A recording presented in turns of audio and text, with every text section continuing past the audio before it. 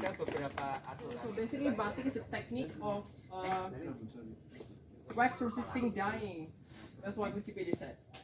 So the wax here in front of you, the purpose is to seal the color of the fabric, and later they will dye it with fabric dye. We'll have to color it in, but I reckon people People definitely do panic.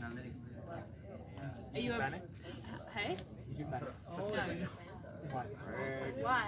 Because I feel very comfortable.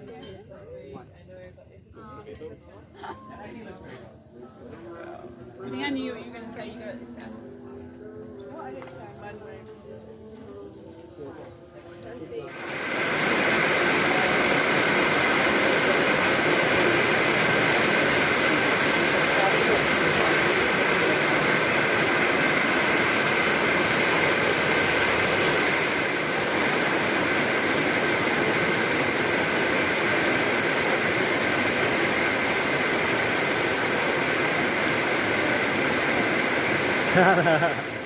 Then none of it came through.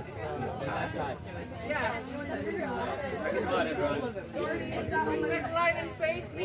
After the winter came. You should be at No, the front. you should be. Oh Yeah, I did it. Yep.